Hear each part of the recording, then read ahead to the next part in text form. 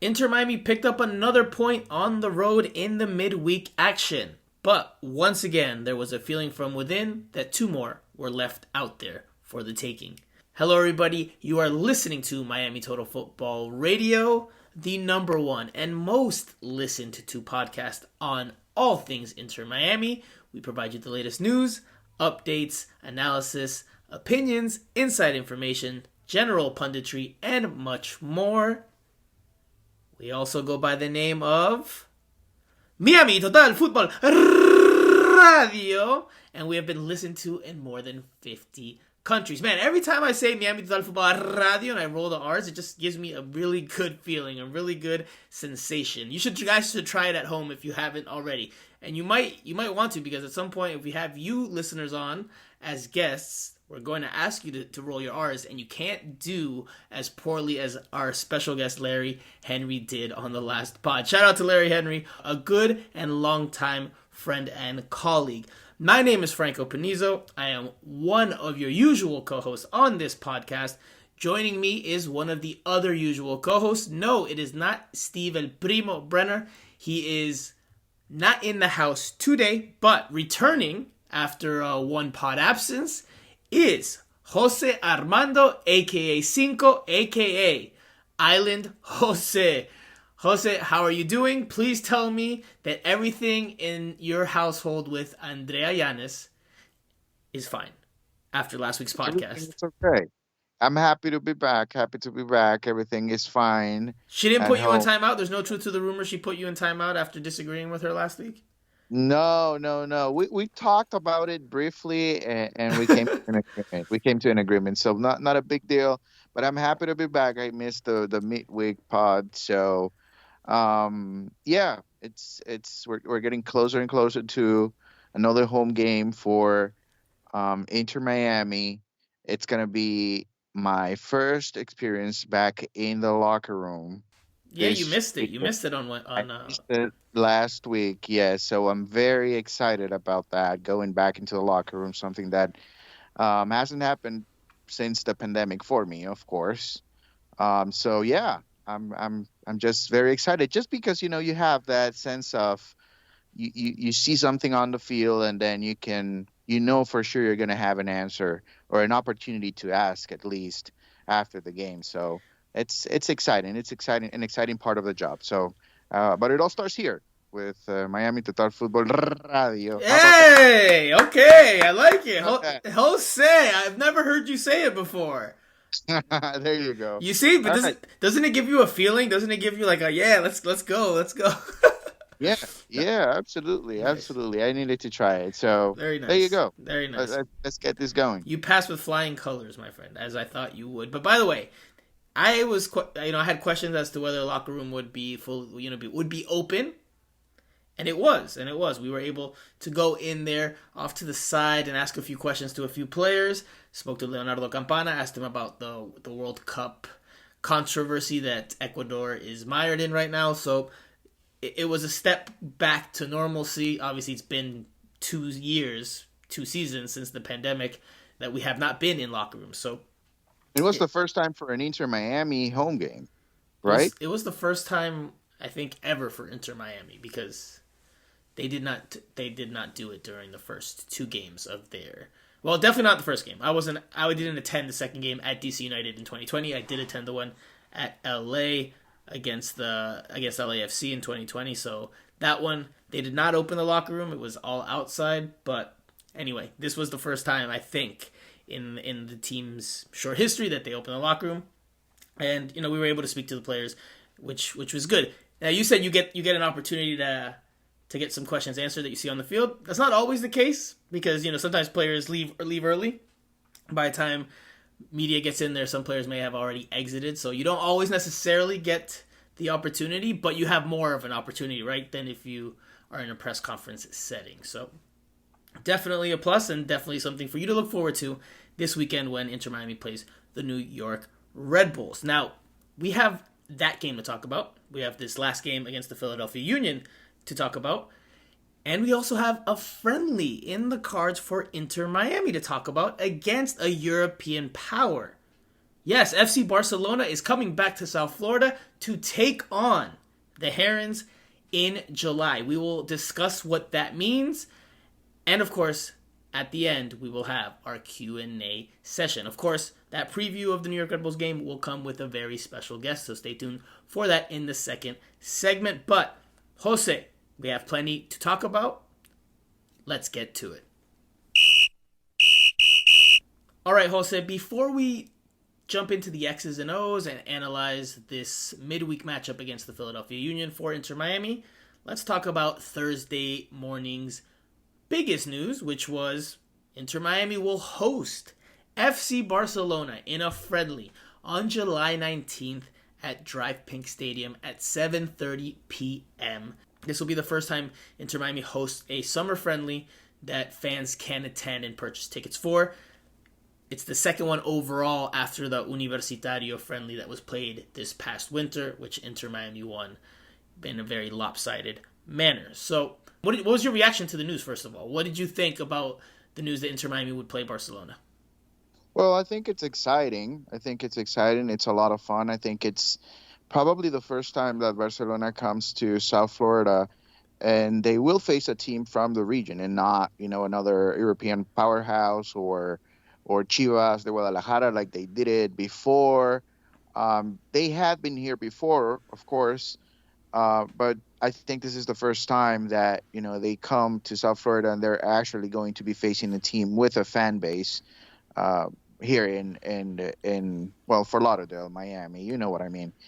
So that's exciting because obviously I'm expecting a lot of Barcelona fans in the standings, but as well, La Familia should be there. So that should give for an interesting environment, and it should be a lot of fun to watch. And, on the other hand, it's, Inter Miami is going to have to work around that game because expectations are going to be very high. When you want to be a quote-unquote global brand, then you have a responsibility to perform in those type of games, right?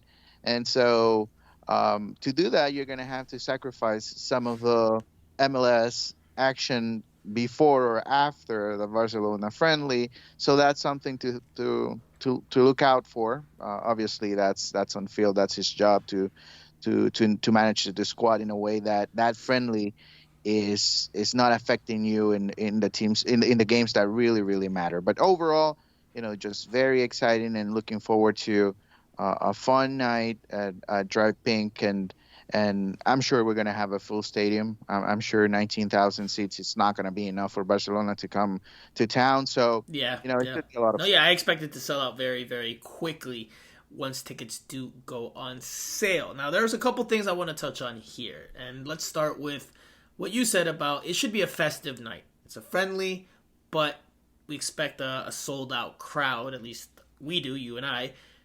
But it is a friendly. Right? And this friendly comes, they have 6 MLS games in the month of July. Now they have a 7th game that they've tacked onto the schedule in this friendly. So while I do think it will be a fun environment, I do think it'll be festive, it won't just be Inter Miami fans. There will definitely be a good portion of Barcelona fans. Maybe Barcelona fans will even be the majority of the fans in the stands. It's possible. So while I do think it's a festive moment and it will be a fun night, fans that are going into it, I think, need to have the perspective that this is just an exhibition and do not expect to see Inter Miami starters in this game for very long, or even Inter Miami role players in this game for very long. I would say, and this is just me, we haven't spoken to anyone yet about the plans for that. Obviously, it's still 2 months away. But I would imagine Inter Miami plays the likes of Leonardo Campana 30 minutes. Maybe other role players will get a half, but I would... Do you want to get embarrassed? Well, I expect... Listen, this is they're going to make their money off the ticket sales. They're going to make their money off the people that buy concessions, parking, jerseys, beers, whatever. Yes, it would be better for Inter Miami to show well than to lose by a lopsided fashion. But this game doesn't mean anything. It doesn't mean anything in the standings. It doesn't mean anything. Yes, there will be eyeballs internationally, but it's a friendly. I fully expect Inter Miami 2 players to play in that second half. or to play throughout the course of the game. Because if you have 6 MLS games on the schedule in 1 month, which means you're playing in the middle of a week already twice that month, and now you're going to do it a third time, they're going to rotate. There's no way that they're going to push their starters. Absolutely. There's going to be a rotation because that's a way to justify as well, losing the game and giving kids an opportunity. We all know that strategy. We all know that thought process. But I don't from think coach. Inter Miami's looking at for a like. I don't think they're going into this one saying, "Oh, we need a result to show that we're." If it gets embarrassing, yes, they will do it. If it gets embarrassing, they will do it. They cannot start MLS Next Pro players against Barcelona. I don't think they'll start them, but I do think that they will come in. I think that you will see the likes of Harvey Neville, probably Romeo Beckham. You will see Ethan Harden, Edison Ascona, who barely gets time with the first team. I think you're going to see players in there that aren't necessarily big difference makers or big time players with the first team right now, because it just, the schedule is so congested that they're going to have to. They're not going to try to run their horses to exhaustion. They have a bigger picture in mind. They need to try to make the playoffs in MLS. I imagine they will be very, very smart about that. Again, the result. This isn't about the result. You could take it there if you want. This isn't about the result. As far as I'm concerned, for Inter Miami, they just want to bring Barcelona in, create a festive night, make some money off of it, and then move on with their season. I could hear the argument that this friendly is pointless because of how congested July is for them. I could hear that argument. I would listen to that argument. Yeah, but you need to. I mean, remember, there are some fans, Inter Miami fans, that will go to the stadium and they will have an expectation. So you have that responsibility anytime you go out and you wear an Inter Miami jersey, and especially when you're playing at home and you're playing a big, big club like Barcelona. You need to have that sense of responsibility. I understand you can end up losing the game 3-0, 4-0, 4-1. That wouldn't be completely unexpected, right? That wouldn't be completely unexpected. But if it gets over 5, 6, 7, then the result matters, because then you're being disrespectful to your fan base, right? So, I mean, you cannot put just kids out there. It depends who plays, man. It depends who plays. Depends who plays. Money.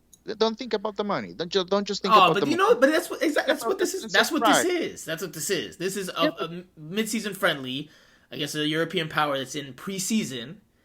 Like it's for money. It's for money. It's for the fans to have a good time, but it's for money. It's for the team to make money. What you're telling me is that if Inter Miami wins that game, then it doesn't really matter. It doesn't matter. Absolutely. Listen, I'm going to say this, Jose. Miami fans, you think Inter Miami fans will not take pride on beating Barcelona? Of course, Inter Miami fans can absolutely enjoy beating Barcelona. Okay, but so hold on. It's the same. It's the same. If you end up scoring 8-0, then you're going to be embarrassed if you're an Inter Miami fan. Okay, yes. But that's why the point is that I'm trying to make is that game, the result should not matter. Just like the result against Universitario 4-0, which, it was exciting, it was good for the fans to enjoy, that attended, that watched, but it doesn't mean a whole lot because it's a friendly. That means that abnormal things like complete lineup changes will happen in the middle of the game, and that obviously changes the whole complexion of a match. This is not a 90-minute game that means something, that there's points at the end of, that it's win or go home. It's just a friendly. You're going to see a very abnormal type of game. I can guarantee you that. So if you're buying tickets to this one, go, because you're just going to have a good time, and you're going to see maybe some of your favorite Inter Miami players play against some of maybe your favorite international players that play for Barcelona. Besides that, and for a little bit, because I don't even think Barcelona's going to play their starters for 90 minutes. They're going to rotate. It's preseason for them. No way that this is going to be more than that. The result shouldn't matter, regardless of what it is. Fans can enjoy it if they win. They can be frustrated if they get blown out. But whatever the result is, you turn the page the next day, and you're back into the MLS season, and that's where the focus is once again. You have to think about the fans' perspective here, because, I mean, you can play against Universitario every year if you want, right? Universitario, you can call them and ask them for a friendly, and they're going to say yes, maybe 90% of the time, and they'll be here in South Florida and play that game every year if they want. but you're not going to be facing Barcelona every single year. These are opportunities that come and go. And, from the fans' perspective, I'm assuming people listening right now, they are excited about the game. There are Inter Miami fans, and they know they are the underdog, but they, might be hopeful of getting a good result or watching a good game or watching the players compete against some of the top players in the world. So that's exciting. So, I mean, I do agree with you in the sense that, fighting for 3 points that actually matter in a regular season game in MLS is very important, and Phil's going to have to manage around that. But, it gets to a point where the result, it does matter. It does matter. It matters for the I team if disagree. they win. If for the confidence of the players, if you beat Barcelona, that's gonna help you in the rest of the regular season. And if you end up dropping games that game by 8, by 9 goals in embarrassing fashion, then that not only affects the confidence of the team, but also it's embarrassing for the fans that paid a ticket that went to their home stadium and just watch Barcelona running over their team. That's embarrassing. That plays a factor. So I do agree to a sense that if it's a normal score, Inter Miami ends up losing by 3 goals, 4-1, something like that, then I do agree. The result doesn't really matter. We're not gonna judge Phil or the Jose, but player. your premise that they're going to lose 9-0, I imagine, is with the idea that Barcelona is going to keep their top choice players in. I fully expect Barcelona to play Just saying young. that if that's the case, if something extreme like that happens, then the result matters. It's extreme as well But to think listen, that they're Barcelona's going to going to win. Barcelona is very likely to make wholesale changes as well because it's a preseason game. They're likely to play players that are in their pipeline that play they don't even play on the first team that probably aren't even in the first team's plans for the next La Liga season, but that will be with them during their US tour. That's just normal for these type of midseason friendlies. Yeah, And so I don't think that once you see those lineup changes on both sides that you're going to see Barcelona steamroll or come even close to that. So right, right. But but I don't think the result matters. No matter what the result is, I don't think it matters. It does not matter. If you beat Barcelona, it's cool, all right. Yes, nice moment, tip your hat, but it's obviously if you beat Barcelona and you're changing your lineup and they're changing their lineup completely, then it's not a normal game anymore. So you're not really beating Barcelona in normal circumstances. And if you get blown out, it also should not be, oh, the sky's falling, doom and gloom, under the circumstance that you change your lineup. Now, if their Inter Miami plays their starting team and they get blown out 5-0 and they've played most of the game, well, then that's a different story. But I don't know. Maybe I I don't have think you to. can have it one way or the other, though. I don't think if you can have it like, okay, the result matters if they win, but it doesn't matter if they lose. But it matters if they lose, but it doesn't matter if they win. No, it doesn't. I don't think it matters no matter what the result is. That's just my opinion. I don't know. Maybe I think from a different perspective. I don't know. I'm just thinking. You know, let's say my team in Honduras, Motagua, plays Barcelona, and they win that game. I know that game is going to be remembered forever. If Motagua beats Barcelona, that's huge. That gives a sense of pride to the team as a whole. That's a historic moment. You're not gonna get to face It's that a team. friendly, Jose. It's a friendly. I mean, Yeah, but still, I guess from a fan perspective, that sense of pride of having your team face one of the top teams, you're not going to face them in the final of the Champions League. You're not going to play with them. So that's basically your one chance to watch your team, the team that you watch every single week here in South Florida, play one of the top teams that you watch on TV every single week. And so I don't know. Maybe I'm thinking with that sense of pride, and you're seeing I don't things. hate that argument from you. I don't hate that argument, but again, if I was going into it, I would go into it as a fan being like, all right, well, I'm just here to have a good time tonight, watch some soccer, watch some football, and that's it. Because again, for me, it's not going to be a normal game, and it's not going to be even like a normal friendly. Surely, it's going to be. There's going to be a heavy rotation because of how congested Inter Miami schedule is. I fully envision Phil Neville rotating the players in and out. And he'll talk post game and pre game about the event and he'll say all the right things, but no way he's going to have his players go the distance or even close to that when he's got I such a agree. busy. And, So and then the game's going to be very very abnormal, and then therefore for me the result is really just an afterthought. If for me, they it matters only if it gets extreme. with extreme being Inter Miami winning the game or losing by more than Inter Miami could win a friendly, my friend. It could win a friendly. It could. I they mean, will. Chelsea lost 1 year to the New York Red Bulls. I mean, and I know there was a bit made out of that, but again, I think perspective is needed going into this one. But really quickly, because you said, oh, Barcelona doesn't come into town every week, this and that. Don't forget that Xavier Asensi, Inter Miami's chief business officer, joined the South Florida side from FC Barcelona. I imagine, and this is not information, just supposition, I imagine he had a hand in helping make this happen. Yeah, but you can do a favor to one of your friends one time. But if you're gonna do it every single year, that's come on now. Barcelona, listen, Barcelona, I'm not sure if I might be mistaken, but I think they have offices in the United States. I think. Yes, they do. They do. So and the quote in the press release. It's not a big business deal for them. If Barcelona played at Hard Rock, I'm 100% sure that they will have more than 20,000 fans in that stadium. So playing at Drive Pink Stadium, it's not that big a business deal, right? Sure, but if they want to grow their footprint in the United States, one of the quotes in the Inter Miami's press release from a FC Barcelona executive or an official was that, I forget, I would have to pull it up, but something along the lines of like growing their footprint in a country where the sport has grown tremendously, especially with the next generation, something along those lines. I'd have to really pull it up and read it for you, but you understand it. This is clearly for them, it's a business move as well. Get back into the United States, get in front of fans that don't see you on a regular basis, and help to continue to grow your brand. And that's what they're here for. Here's the quote. Start quote.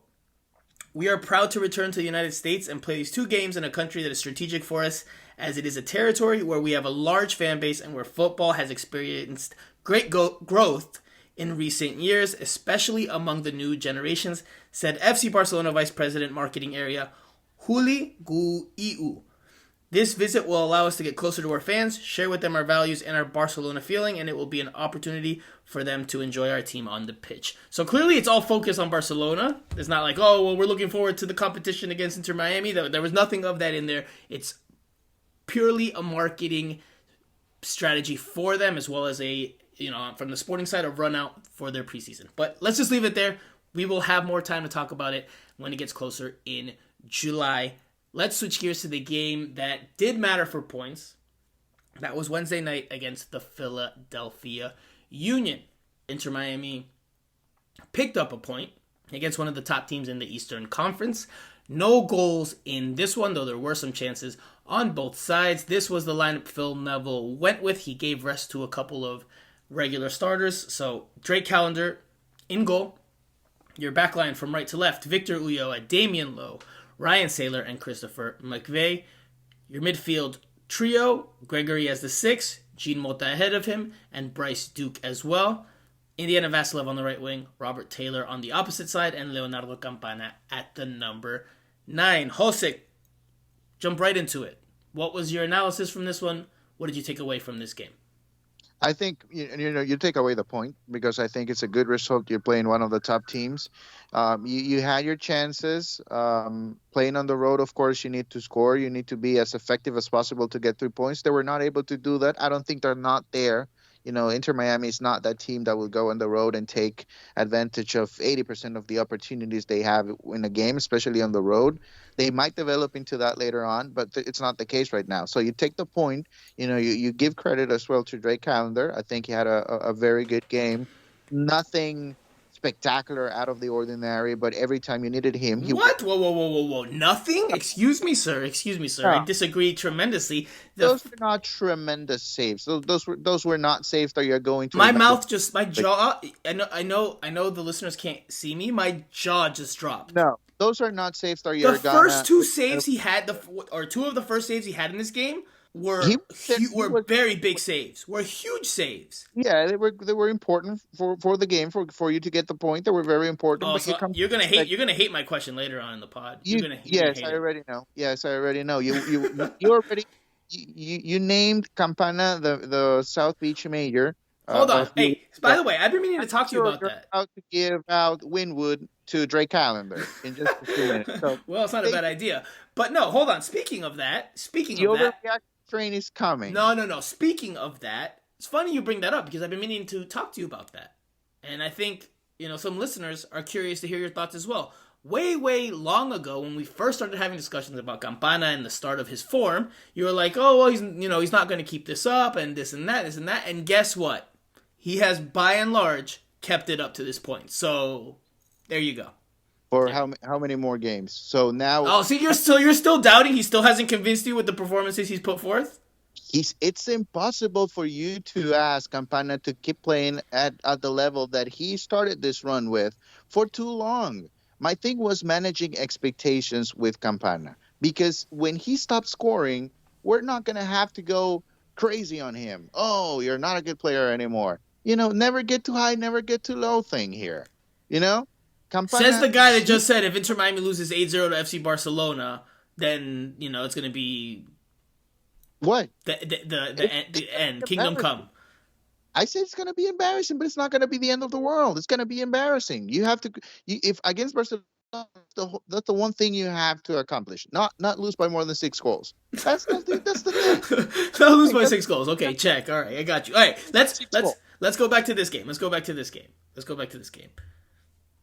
I thought Drake Callender had a good game. I thought Drake Callender had a very good game. Phil Neville was asked about him after the match. Phil Neville said he deserves to keep his position on Sunday.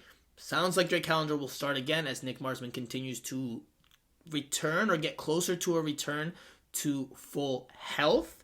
I'm just going to ask you straight up, and then we can dive into the rest of the game. I already know your answer, but has Drake Callender played good enough over this last stretch, God, oh my God, I can't to believe it. warrant being the number one on Inter Miami? For 2 games? It hasn't been 2 games, so that's your premise right there is off. But it hasn't been 2 games. No. I would say yes. He has made saves that has prevented this team from dropping points. And that's what you ask a goalkeeper to do. Look, Nick Marsman, before he left, I won't be unfair to Nick Marsman. Nick Marsman, before he went down with his back injury, he had also made some good saves. That game against the New England Revolution, he made a mistake early on, but then throughout the rest of the game, he came up with some good saves. Now, Drake Callender, for me, I know you don't share the opinion, Drake Callender has made very, very good, if not huge saves. The first two of the first ones he makes early on in this game against the Philadelphia Union are massive. There are plays and chances that easily could have finished in goals, and he makes 2 incredible stops. Okay, so you give him the start on Sunday, and if he makes one mistake, then he is back on the bench. Well, Is that how this works? he has entered Franco, so you're Panizo, telling me he hasn't entered the conversation to be a starter with the performance levels that he's showing? You telling me that you don't think that he's in the conversation at all? You think Nick Marsman is 100% the starter on this team? Yes, he's the starter. We do Wow. not Okay. have this. I mean, listen, how many games can we go back and say Nick Marsman is the starter on this team because of this amount of games? Are you going to go over or under 5 games? That Nick Marsman has not been the starter on this team? No. If you go back to make an argument about Nick Mars being the starter for this team, and they ask you to show 5 or more games in which Nick Marsman justifies the fact that he is the starter for this team, do you have those? Okay, so see, games? so then there, But I would tell Callender, you. if you could ask the same question about Drake Callender, you do not have more than 5 games in which you can show that he has proven to be a starter for Inter Miami. There's no way. You cannot go just because a player has a good game or two, he's not going to be claiming a spot as a starter. You have to look big picture here. Okay, Jose, so let's look bigger picture here then. Let's look bigger picture. He started against Charlotte. I believe that was Drake Callender's first game during this stretch. And he was good in that game. Good. They lost, but he was good in that game. They played against Tormenta FC, and he was massive in that game, in that first half. Massive. A key part for why they were able to win that game despite playing so poorly. Against DC United, I would say he was also good. Not great, but good. In this one, he was very good, Jose. Very good, if not great. He was voted the man of the match, which sometimes doesn't mean a whole lot, but he was also voted to the MLS Team of the Week. Again, something that maybe doesn't mean a whole lot, but just look at the statistics. Look at the statistics, Jose. 0 goals on the road against the Philadelphia Union, one of the top teams in the Eastern Conference. They had 20 shots. They put 8 on target. Some of the saves he made were routine saves, but at least 2 were very, very high-level saves. The way he closed down the angle, the way he made himself big enough to block the shot, get a piece of it. They were very high saves, and those are saves that I don't think Nick Marsman makes. Look, Nick Marsman has done a good job. Nick Marsman is good.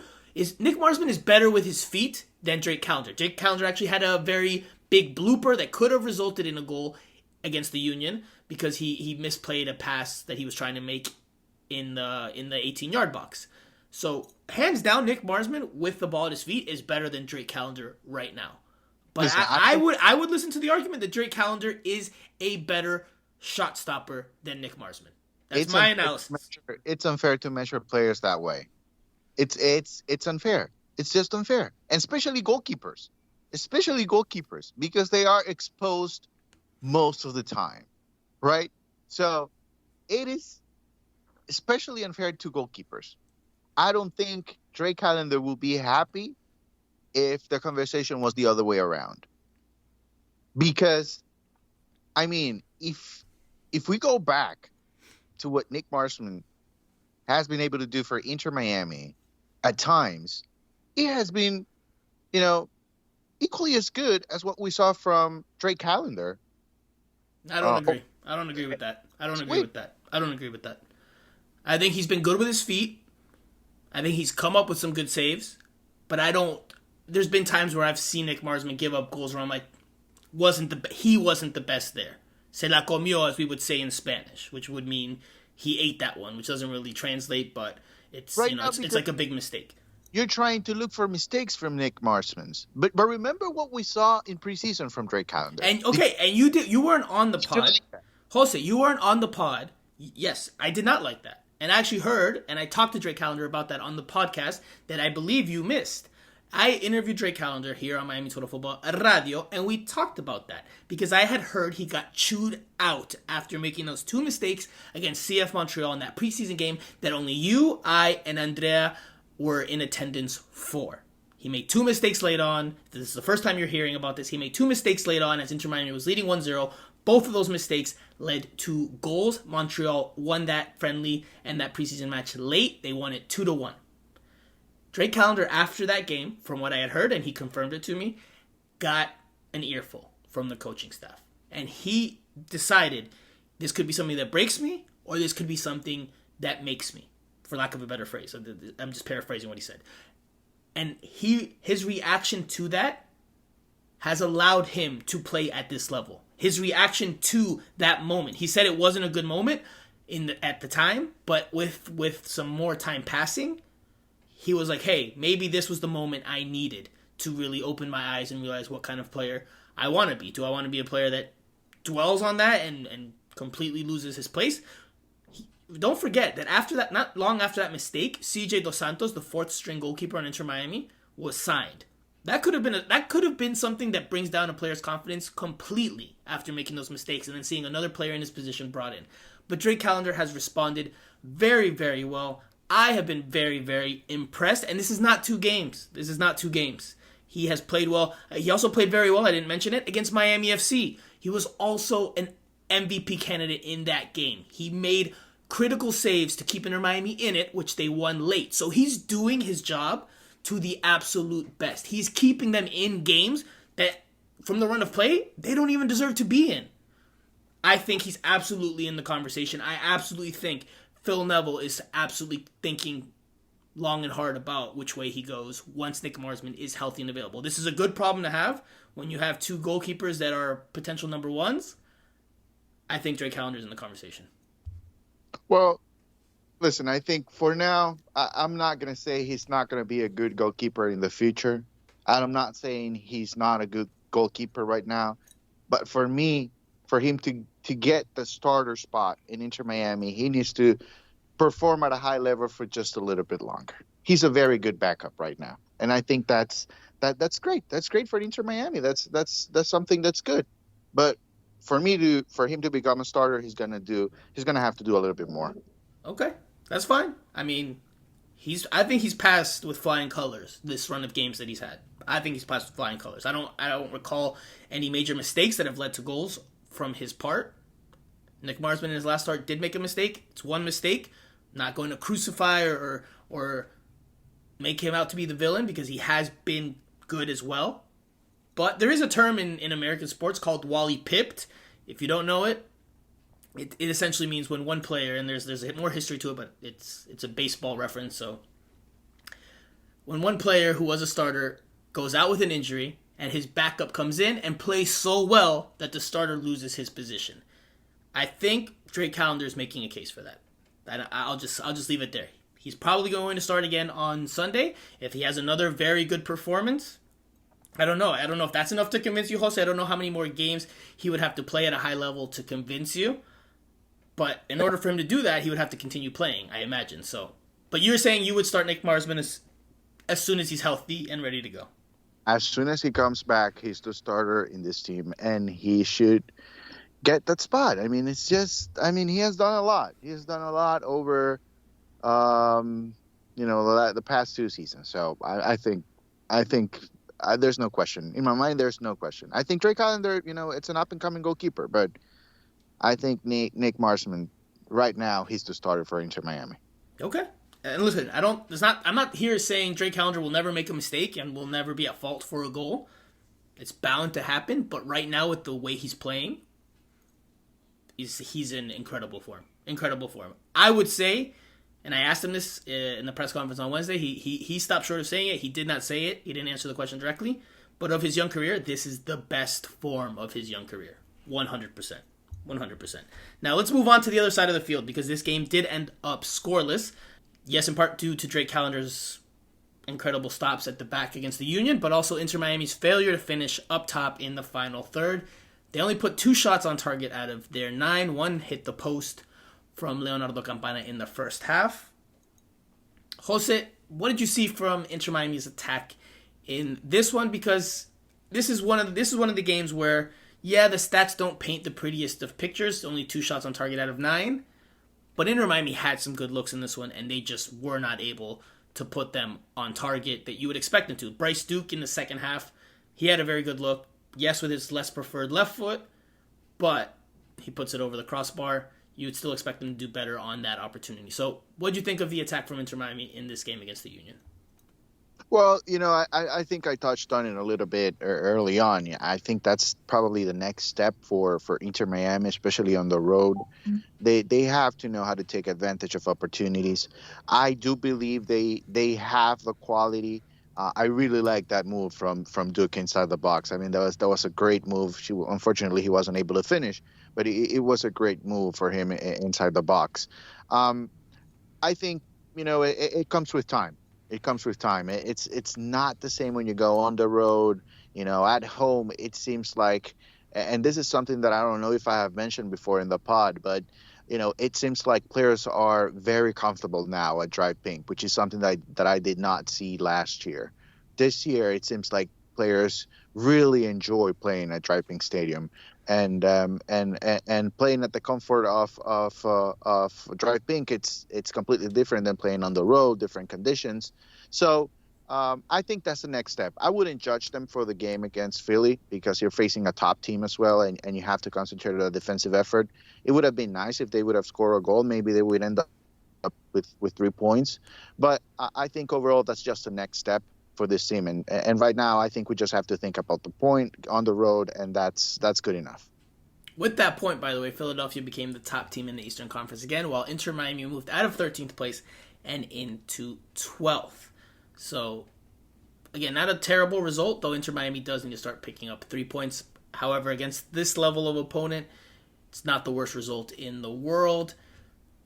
I did think Inter Miami needed to be effective in this one. I did go into it thinking it's going to come down to Inter Miami taking their chances, which they did not, so they settled for a point. Because the Philadelphia Union, as Larry Henry said when we previewed the game earlier in the week, they're a team that doesn't necessarily prize possession all that much. So, Inter Miami won the possession battle, and they had their chances. It was about putting them away. It was about being effective in that final third, and they just weren't on the day.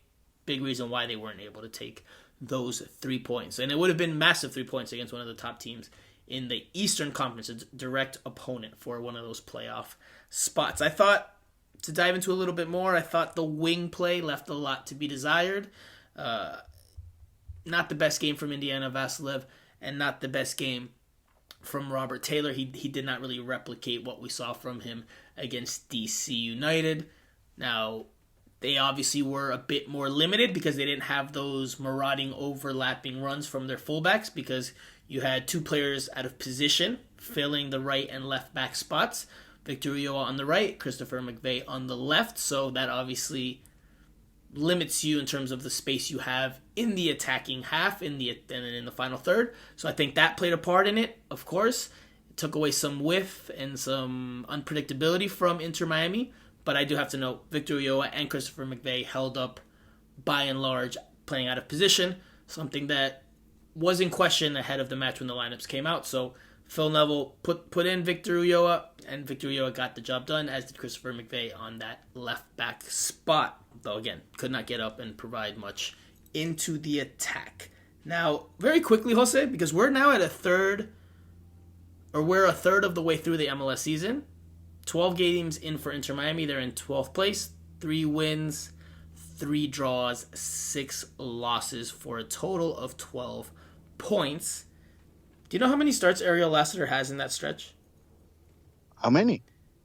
7. Tell me. 7. Okay, so that rounds up to 18 overall. I'm three games away from. No. It was 25, right? 7 games. It was 25. 7 more games to go. All right. I'm getting closer and closer. I'm winning that bet. Well, we didn't make the bet, first of all. And second of all, someone did text me yesterday. A listener texted me and was like, man, Jose really should have taken that bet. And I was like, yeah, he should have. And then Ariel Lassiter didn't start, so then I went and looked up his stats, and I was like, wait, 7 through 12?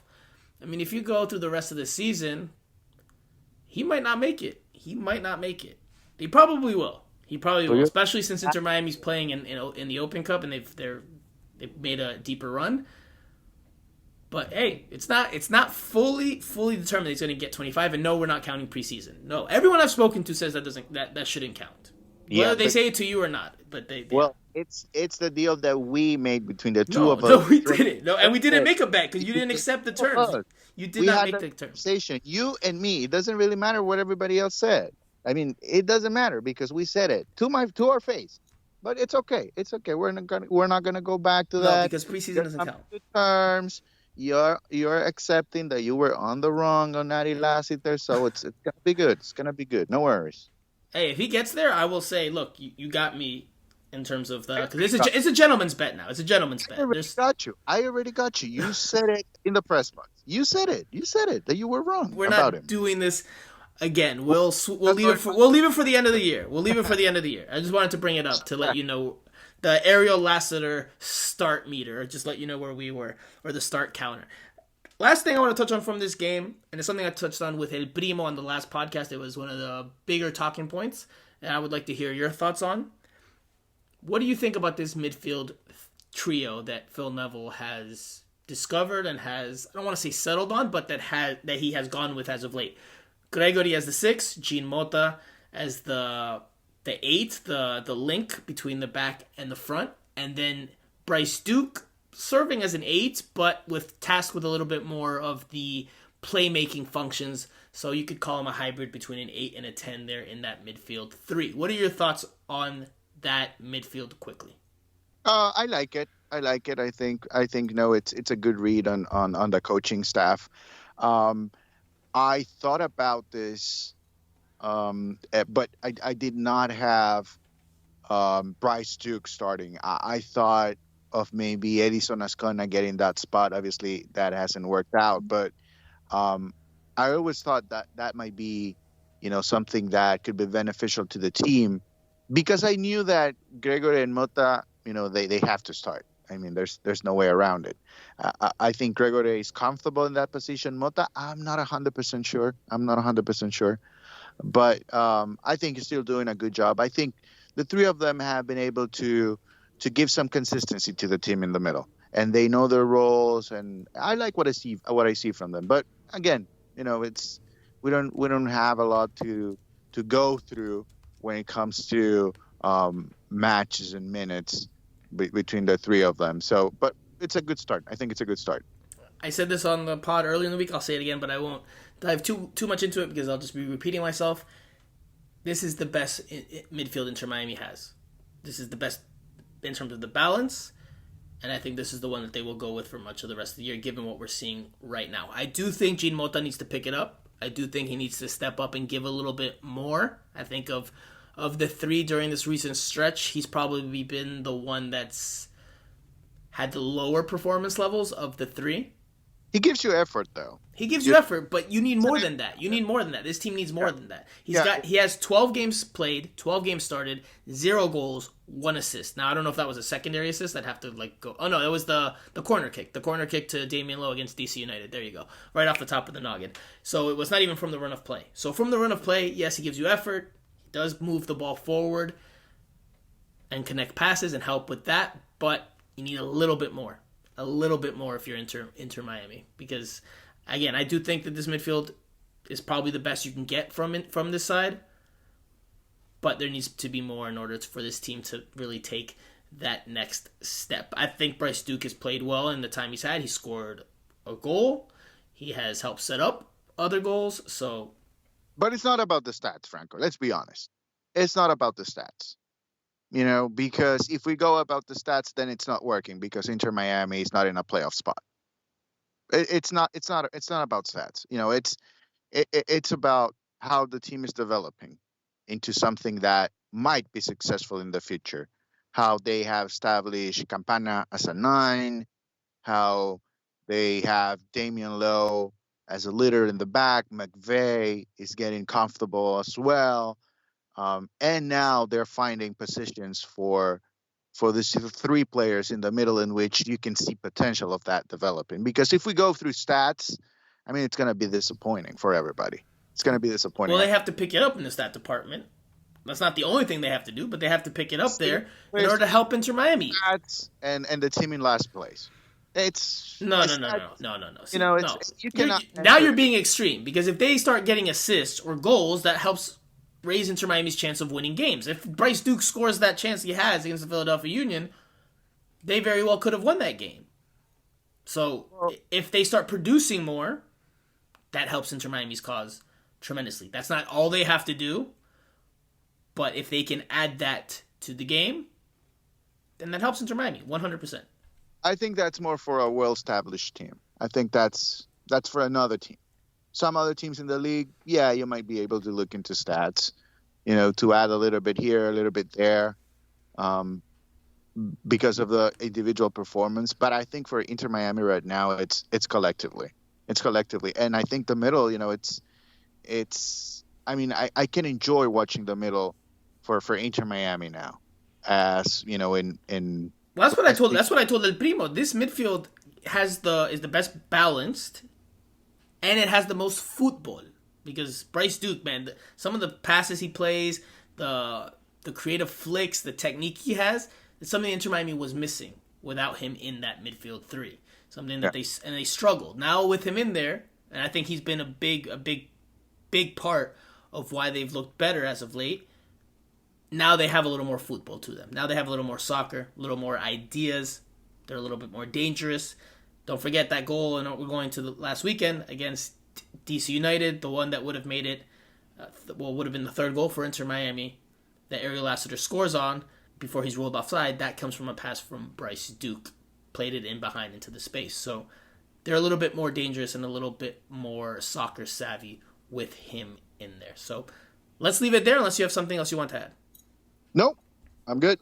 All right, well, we'll leave it there. We'll come back after that. We'll preview the game against the New York Red Bulls with a special guest, and we will do that after this. Start for 75% of our play, we were everything that I wanted, and then that last 15%, which is the most crucial, it's the hardest part of the game, is to put the ball in the back of the net, to show the composure, to take the extra pass, to hit the target. Is where now we need to be better. I think that the team are getting great confidence. The team are getting great belief. I think you can see a clear identity in the way that we want to play. You've got players playing with real confidence, and now it's that final bit. All right, everyone, it's time to preview the next Inter-Miami match, which takes place on Sunday evening at home at Drive Pink Stadium in Fort Lauderdale against the New York Red Bulls, a nice Eastern Conference bout to close out the weekend. I told you we were going to have a very special guest, and we most certainly do. He's someone who I have been wanting to invite on here for a very, very long time, and at last we can make it happen. He's one of the long-standing, great football journalists in this country, a broadcast editorial consultant and writer for CBS Sports, editor-in-chief of my journalistic stomping grounds, SBI Soccer, and the host of the SBI Show podcast. If you have knowledge of any part of my backstory, you know he's also a father figure for me, both in terms of soccer and in real life. He is the Ricardo Gareca to my Christian Cueva. That's a very long intro, but he deserves it. And of course, when I say he, I am talking about Ives Galarcep. Ives, welcome to Miami Total Football Radio for the very first time. How are you? I'm good, man. Thanks. That's the longest intro I think I've ever gotten. I appreciate that. I try to go along with it. You even use words I know you don't use in real life, so that's I know. And it's a special one. Like which one? Which word do I not use in real life that I used in I forgot. You said something, and I'm like, you don't speak like that. What is this? Bro, what are you talking about, dude? Oh my god. All right, We're already starting. We're already starting. We can't argue already. This is why we never had a podcast for everyone listening, by the way. We never did one together because it would have just been an hour yelling for every episode. Well, that's what we have here on Miami Total Football Radio, and people tend to love it. So I'm actually smiling right now as you say that, because one of the reasons why we never had a podcast is Ives knew that I would school him in terms of the football arguments, and he just decided to not let that, especially because I was a young buck. I was real young then. Okay. We had one. You had me on one, and we actually went back and forth about the U.S. men's national team, Jurgen Klinsmann. It's 2015. I remember it very clearly. They were about to play Peru. We were in Washington, D.C., and I schooled you. I definitely schooled you. I won that argument. Listen, you're telling yourself right now, because everyone listening to this knows the fact that I probably won almost all the arguments. If you remember one argument you won 4 years ago, yeah, I remember that one time I won an argument. See, that you told on yourself right there. I remember the one time you had me on the pod. I remember the one time you had me on the podcast. That's why I remember it. Otherwise, it would have been like 50 times I remember. Anyway, we're here to talk about Inter Miami versus the New York Red Bulls, and obviously, anyone that knows anything about Ives knows he's very Jersey strong. Very proud New Jersey person. Obviously, the New York Red Bulls, they play in New Jersey at Red Bull Arena. So, what better person than to help us preview the game than Ives? So, Ives, Inter Miami welcomes the Red Bulls to town on Sunday. I know how the Red Bulls play from years of covering them up close and personal. I know you know that very well as well. But for Inter Miami listeners that may not be too familiar with this Red Bulls team, this current crop, what should they expect in terms of style and in terms of approach from the Red Bulls on Sunday? Well, it's pretty much what they've done for years now, obviously, in terms of the counter-pressing, in terms of trying to force opponents into mistakes. And what we've seen from them this year is a team that is very, very tough on the road. And the big key with them is usually teams that play at home like to force the issue. They like to be on the front foot. And that really plays into the Red Bull style. They want you to do that. They want you to come at them so then they can counter you, they can press you, force you into mistakes. And the teams that have actually had success, the most success against the Red Bulls are the teams that don't play into that don't fall into that trap of trying to go at them and exposing themselves. And that's going to be the key for Miami in that, yes, you want to attack, you're at home, you want to be proactive, but you have to be careful. You don't leave yourself exposed, because if you open yourselves up, that's exactly what the Red Bulls want. They want to come at you. They want to find those spaces in the back. And, coming off of, I know they just tied Chicago 3-3 at home. And it's kind of funny because they struggle at home sometimes, the Red Bulls, because usually teams know we are going to sit back. Teams go to Red Bull Arena and they say, we are going to sit back. What are you going to do, Red Bulls? And that's where you can end up in these situations where they don't know what to do, or they have a lot of the ball.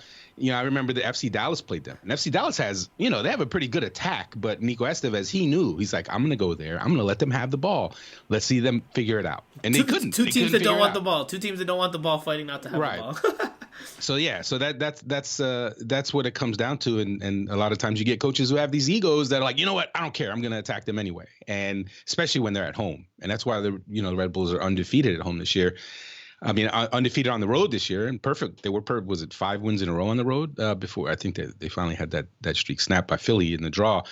But that's the question for Phil Neville. Is he going to fall into the trap, or is he going to try to make sure his team keeps a balance, or is he going to go the other way and say, you know what, I'm going to sit back a bit and force the Red Bulls to come up with their own solutions? I like that you use the word trap, because I spoke to Victor Ulloa to preview this game, and he used that very word. He used that trap. Red Bulls have traps that they try to set to get other teams to fall and then play. Now, something Phil Neville said when we spoke to him previewing this match is that they want to play. They're going to look to try to play. And you could take that for what it's worth. You could take it with a grain of salt, because Phil Neville has said things in the past in public that don't necessarily translate to the game action. I'm looking at Open Cup lineup approaches, for instance. But regardless, Inter Miami's aware of what the Red Bulls are going to try to do. But I am curious to see how Inter Miami approaches it. But focusing on the Red Bulls, who are some of the danger men, or who are some of the players that have been performing well this season? We will talk, of course, about Lewis Morgan, because he was a fan favorite here. That first iteration, he was a fan favorite because of the effort he put forth. Even when he wasn't playing at his best, you could see that he was trying. And, of course, he did score some goals and get some assists. The Red Bulls are 5 wins, 5 draws, and 2 losses. They are in 5th place in the Eastern Conference. So tell us, who are the key players to keep an eye on this weekend? Well, obviously, in terms of just overall quality, I mean, the new player that they've added, Luquinhas, the Brazilian, who I believe he came over from Poland, he's really shown some interesting things and gives them a creative element that they've been missing really since the whole Kaku fiasco, right? I mean, they needed someone in the middle to give them a little more creativity. He's helped give them that. And obviously, Lewis Morgan is stepped right in and fit in perfectly with the way they want to play, and Gerhard Struber wants to play, and he obviously has shown a good connection with Patrick Klimala when they've partnered together up top. I'd say those guys in attack are the keys for them.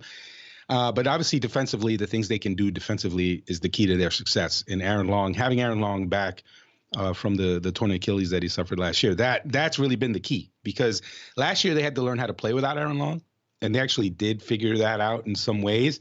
But then when he came back, and returned to his defender of the year caliber level, you add him to a defense that had learned to play, managed to play without him. Now you have a defense that's very, very tough. And when you look at their back three, Sean Nealis is very tough.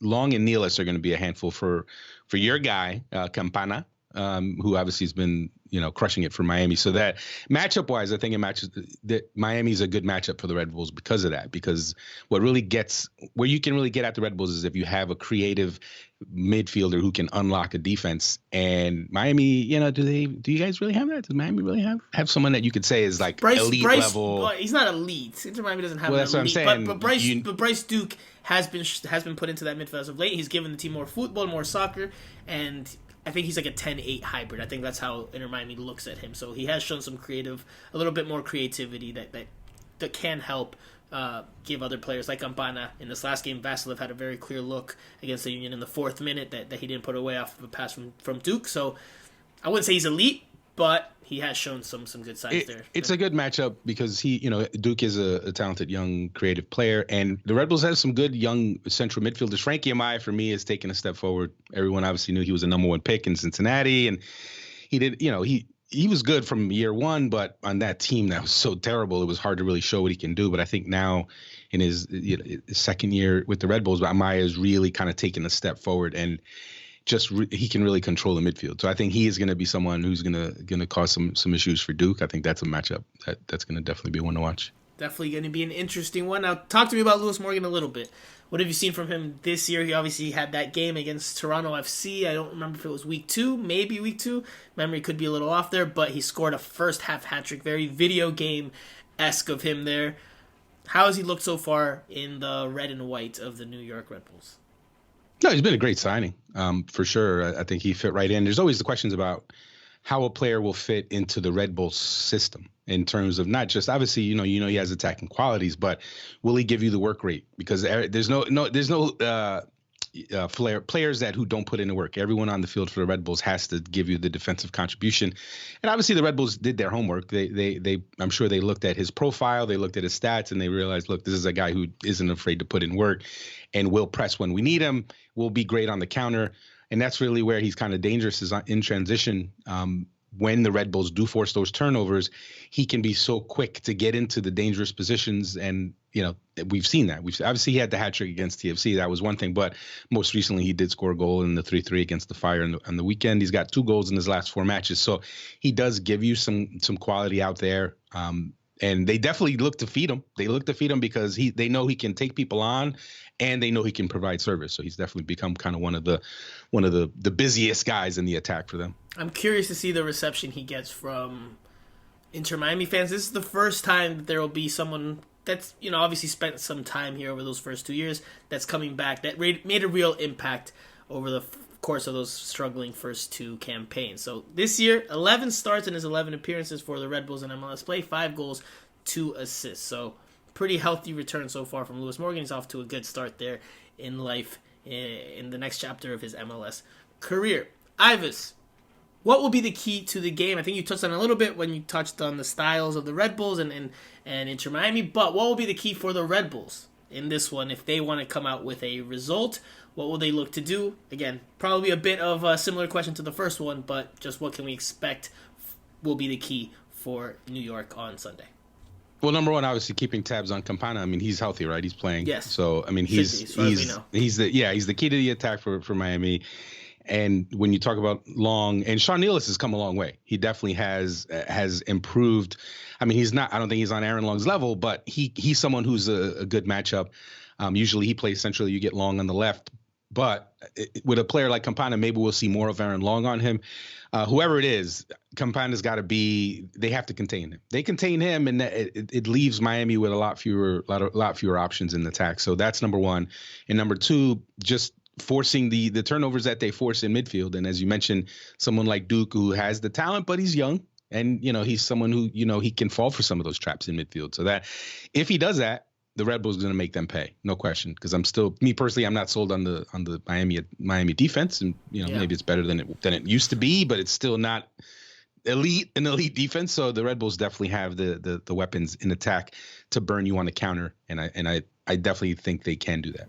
They absolutely can do that. If you just look at their stats, 20 goals scored this year, 12 against for the New York Red Bulls. So they can score goals, and those goals usually come with them forcing turnovers high up the field or in more advanced positions up the field and turning those into chances and goals. And I agree with you, Inter Miami's defense isn't elite and it isn't necessarily great. When they're organized, they can be tougher to break down, but even still, they have some holes back there. They call upon their goalkeepers. Drake Callender, as of late, I think has been tremendous for them in terms of making very big saves that have saved them points and results. So, Ives, before we let you go, I have one more question for you, because you have, obviously, the pandemic happened. I left the Northeast after 8 years, which, by the way, I just remembered today.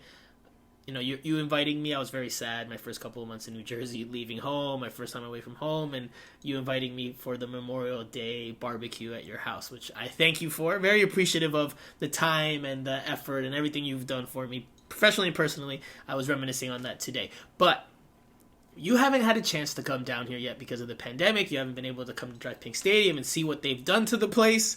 I know you've been to Lockhart before. Again, Ives is a very long time soccer football reporter in this country. I believe he's covered MLS since 1990.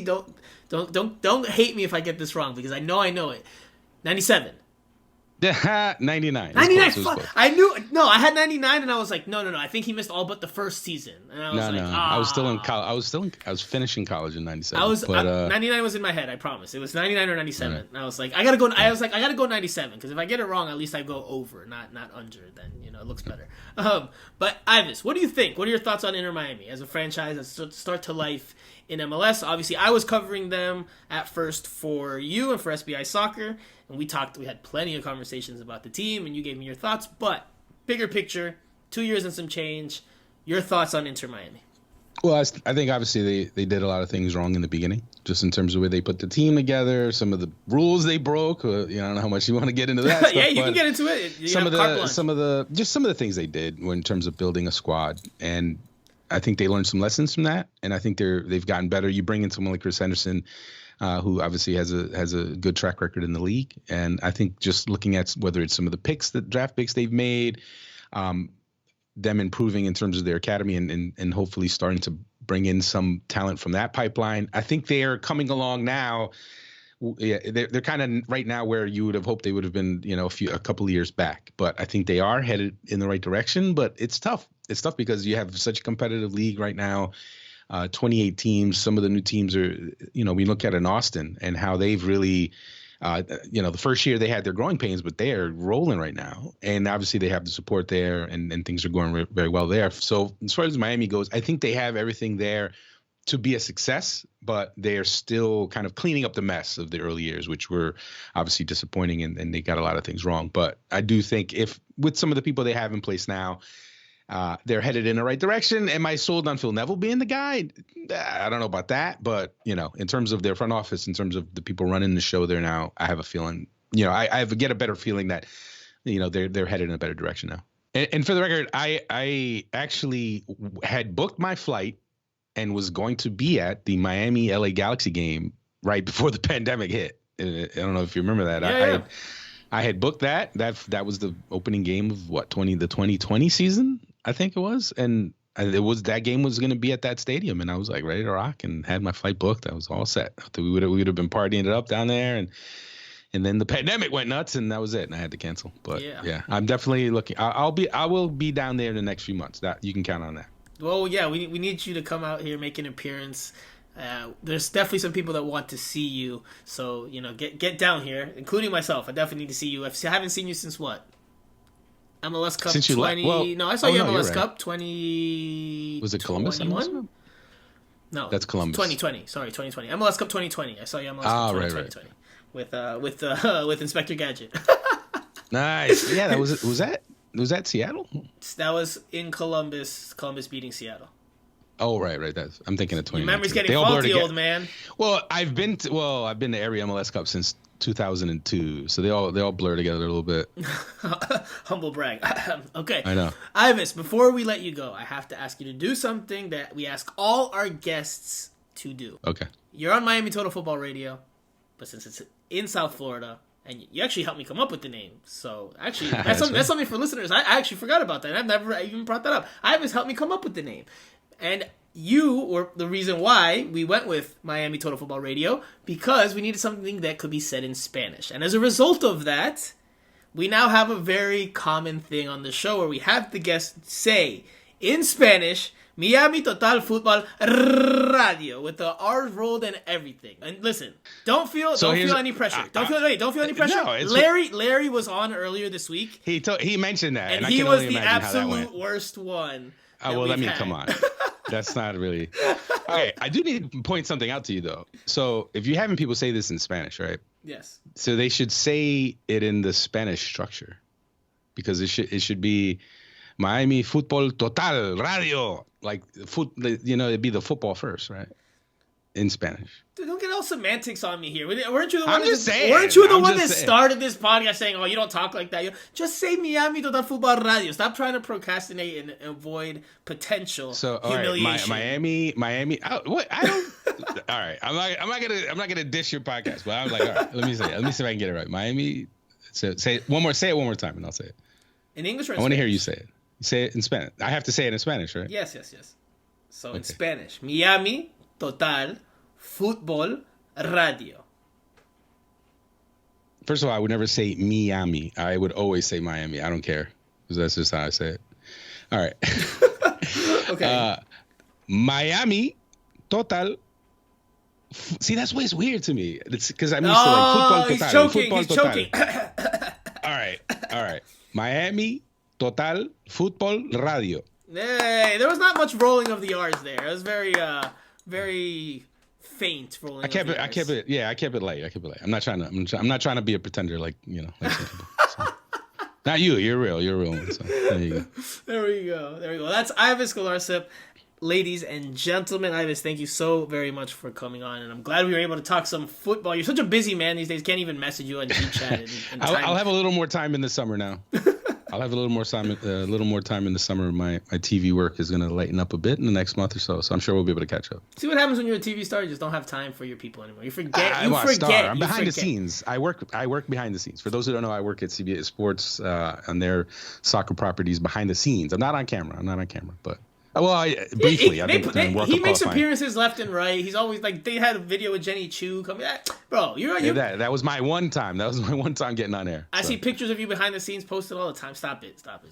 He's being humble. I am working. I am trying to earn the money that they're paying me. So he's being humble. I'll get back. Yeah, I'll get back on the MLS beat soon enough. So okay, well, we look forward to having you down here in South Florida sooner rather than later. Ives, thank you so very much for joining us. And if you guys don't follow Ives, do so at Soccer by BY, Ives, IVES. That's V as in Victor. Okay, guys, we're going to take a quick break. We'll come back for the Q&A session. We'll do that after this.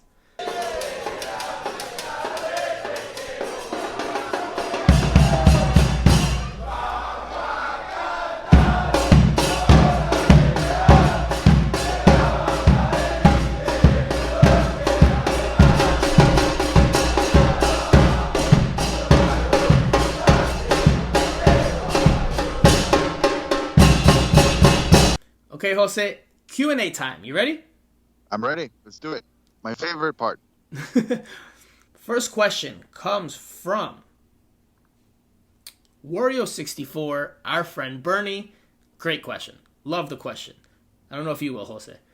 Drake Callender's ability to stop shots or Marsman's ability to play with his feet? That was the long pause, Jose. I was like, Jose, I was about to say, are you there? Yeah, it's a tough one. Really? I thought you would have said Marsman with his feet. By and large, given that you said Drake Callender hasn't made spectacular saves or anything of the like. Yeah, I don't think they're not as spectacular, but he was well positioned, so I value that. But I think I'm gonna stick with Nick, my man, Nick Marsman.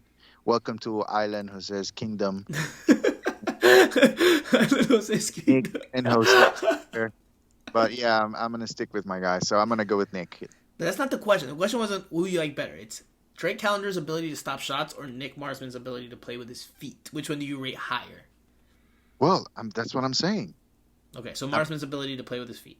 Okay, right. I just didn't want you to interpret the question as you're picking Callender over Marsman or Marsman. No. I value that a lot because that's big for a goalkeeper. It's a good question.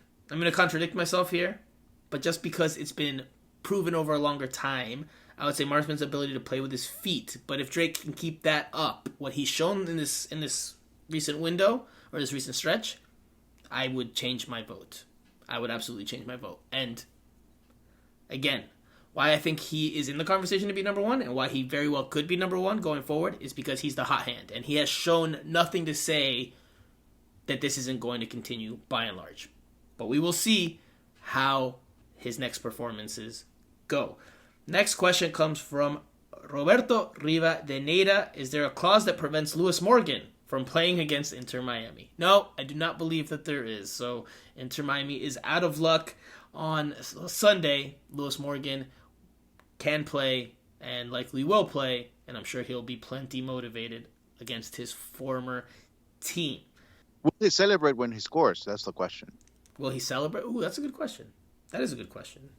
I don't think so. I think he was well appreciated by the fans, and I think that was that feeling was there on his part as well. So I don't think so.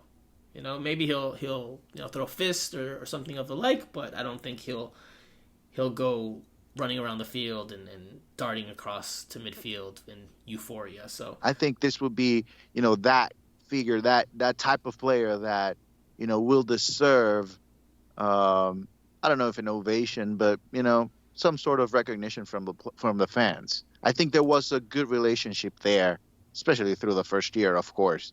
I think most of the fans recognized in Lewis Morgan one of the top teams in Inter Miami while he was here, and he probably remains one of the top teams in the short history of the team. So I think maybe this is the first time that a player of that magnitude coming back to South Florida will deserve some sort of reaction from the fans. Don't you agree?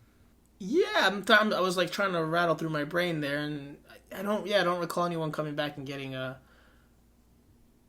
an ovation, but a nod or acknowledgement of sorts. I think fans will be happy to see him, right?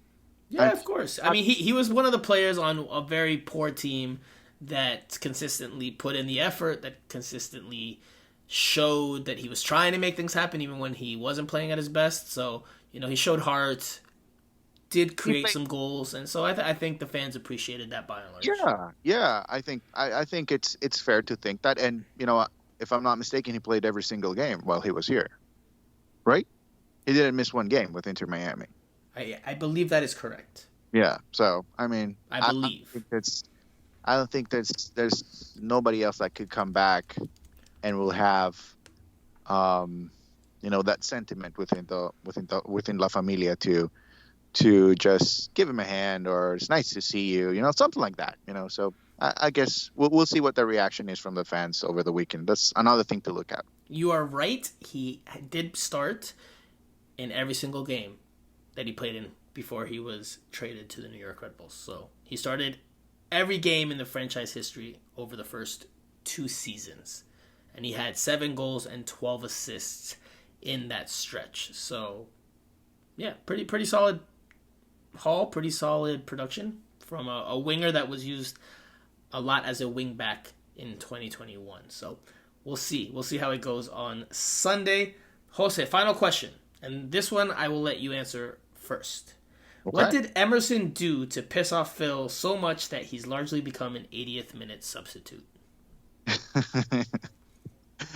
No, I don't think it goes. I think it's just a matter of the way that Phil, has watched Emerson since the first training session he had, and I think we had this conversation before. I think out of the new players during preseason when we were watching them, there was expectation about Emerson, but it seemed to me like he needed to develop a little bit more. I think he deserves more than coming in the 80th minute. I would 100% agree with that.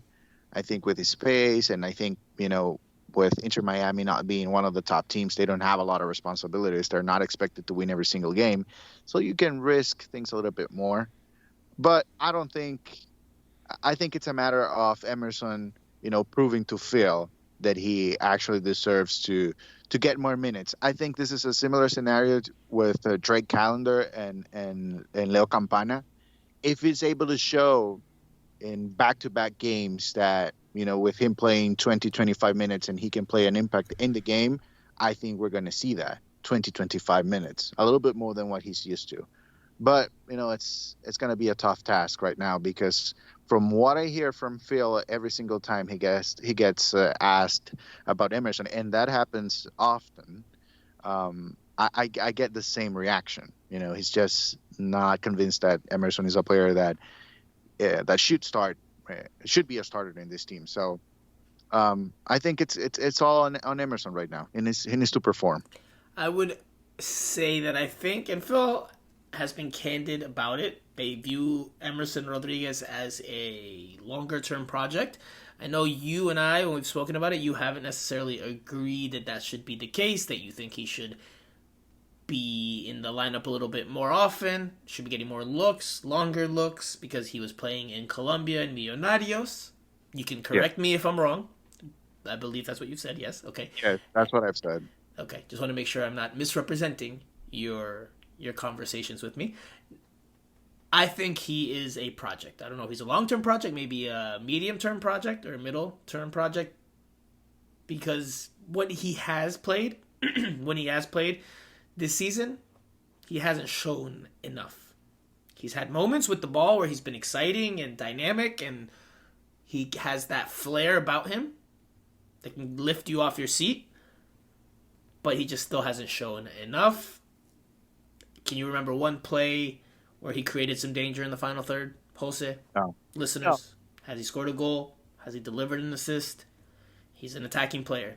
He needs to produce. He hasn't yet. Yes, as maybe Andrea would say, he doesn't necessarily have the best rhythm because he hasn't been playing consistently. But when you're a role player or when you're further down in the squad, you have to make the most of your opportunities to earn more minutes. And he has not done that. So they're taking a longer term approach with him. And I think that's the reason why he's seeing so few minutes. And I think his participation will decrease even further once everybody gets healthy and available. Because now you have Indiana Vasilov, Ariel Lassiter, you have Robert Taylor, and you have Robbie Robinson also in the mix, who missed this weekend. Who missed the midweek match, but should be back soon. So I think Emerson Rodriguez's minutes with the first team they're likely to decrease even more so very, very soon. By the way, we haven't talked about this, but I do think Robbie Robinson's lost his place in the starting lineup. I think that automatic starting spot that he had, or that regular starting spot that he had, I think it's gone. I think Robert Taylor, as a winger, has now taken that. But maybe I should have left that for my final thought. But anyway, that does it for the Q&A session. Jose, you're up for the final thought, then I'll give mine, and we'll wrap up the show after that. All right, so my final thought is on the Miami Heat. Just an exciting time here in South Florida with the Miami Heat playing in the playoffs. But, I really like the Pepa song. I've been watching social media, and I think that plays a factor. So I don't know if Inter Miami is able to bring that to the Drive Pink Stadium, but I would suggest that. It seems like a lot of fun. I haven't been able to cover Miami Heat, the Miami Heat, in the arena. I've been doing it remotely this year. So I am officially requesting for the DJ at Drive Pink Stadium to please include in the pre-game or post-game ritual Pepas. We need to bring that as a whole South Florida situation here. So how about that for my final thought? I'm getting very... You completely threw a curveball at me there. You went with Miami Heat and music. Okay. Did not see that one coming. Very good. That was very good from Jose. Very good. Andrea should be proud of me. Jose, by the way, you haven't given us a Football Manager update in a while, so... Well, I'm moving. I'm moving. My season's moving. Everything's going well. I think I'm off to a good start. I'm not ready to reveal my position in the standings because it's a work in progress. Oh, come on. You can't do that. You can't hide your performances and your results from the curious public. Well, I'm pulling an MLS here. I'm coaching an MLS, so I'm allowed to do that. No. The standings are there for all to see. Tell us where you are. Come on. No, I'm pulling an MLS PR move here. So yeah, my team is developing, getting better week by week. Trying to bring some new players. But yeah, I'm gonna share some more information next spot. So stay tuned for the next episode of Miami Total Futbol Radio. I might share the standings if they get a little bit better. My final thought. Well, I have two. One is on Damian Lowe, who was named to the MLS Team of the Week for the shutout, or for his contributions in the shutout performance against the Philadelphia Union. Obviously, kudos to Inter Miami's entire defense and the team for getting a clean sheet. It had been a little bit since they had done so, but Damian Lowe obviously was very, very important in that match. He cleared one that was headed for goal after Drake Callender got beat following his blooper in that game. So Damian Lowe gets deserved recognition there. The second part is that Mls Salaries came out for the first time this week. And you can see the numbers. You can see how much players are making. Blaise Matuidi's still listed on there. Gonzalo Higuain, obviously, they're among the higher earners. One name that stood out, and it's because he's an absolute bargain, is Leonardo Campana, who, according to the MLS Players Association, is on a $135,000 cap hit or budget hit. Now, Obviously, he's on loan, so you have to imagine that Wolves are paying a large part of his actual salary. But if that's his guaranteed compensation from Inter Miami, and he's putting in the performances he's putting in, well, that's a real bargain. You imagine if he gets bought out, if Inter Miami triggers the buy option in his deal, well, that will go much, much higher. But right now, as of today, based on those numbers, Leonardo Campana is an absolute bargain. But that does it for this second edition of the show this week. We will be back again for another double header or another 2-week show next week, because there's another 2 matches on the docket. So we will be back again very, very soon. So for Jose Armando, I am Franco Panizo. You have been listening to Miami Total Futbol Radio. And we'll talk to you guys again very soon.